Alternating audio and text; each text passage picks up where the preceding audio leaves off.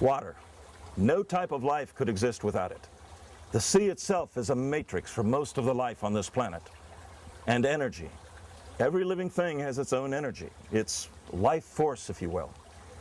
And when water and energy combine, they give us the most important component there is for sustaining life on Earth. Take this spring. Here you'll find the perfect combination of water and energy. You know, if all of us could bathe every day in a spring like this and drink of its water, we should all be far more healthy. Why? Because of the life force that's in this water. It's vital force. It's the same force that's found in the great springs of the world. Saratoga in New York, Wiesbaden in Germany, and of course, Bath in England. According to English legend, Bladude, the father of Shakespeare's unfortunate King Lear, founded Bath in 863 BC when he was cured of disease by bathing in its steaming swamps. Several centuries later, the Romans built a great spa at Bath, famous throughout the known world. In the 1700s, many of the baths were rebuilt after centuries of neglect by those eager to partake of their curative properties.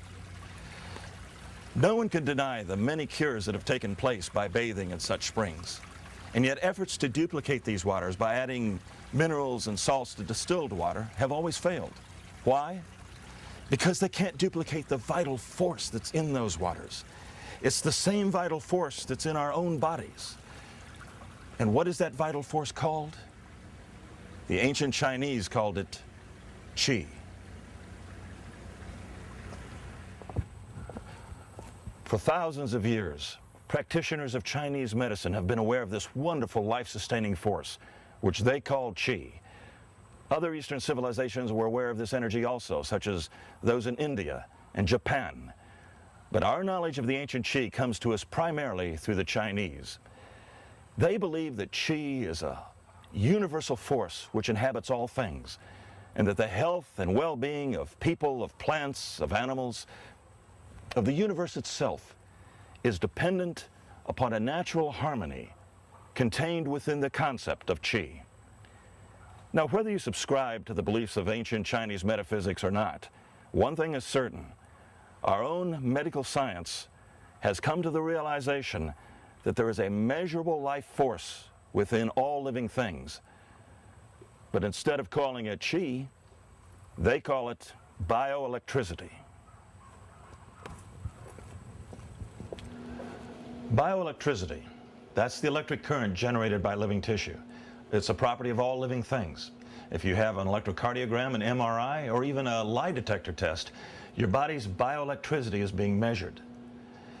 Certain diseases are diagnosed and even treated by bioelectric measurement. Now you may say, hey, this is all very interesting, but what does it have to do with this Aqua Chi machine I'm using now? Well, let's take the name itself, Aqua Chi. Aqua, Latin for water, Chi, the Chinese word for the life force we've been talking about.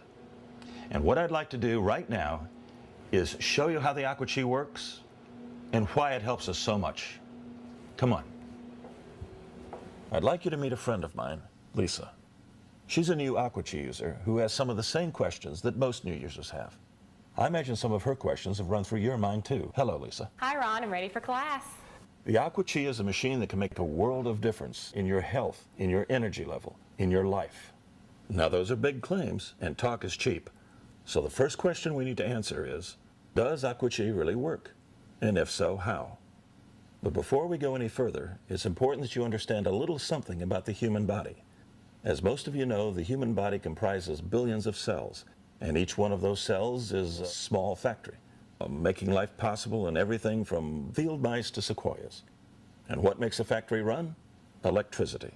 The same force that powers the great factories of the world powers your tiny cells.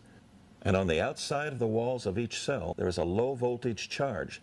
This is the bioelectricity we referred to earlier. And bioelectricity involves the flux of ion gradients that is governed by the cell membrane's transport system.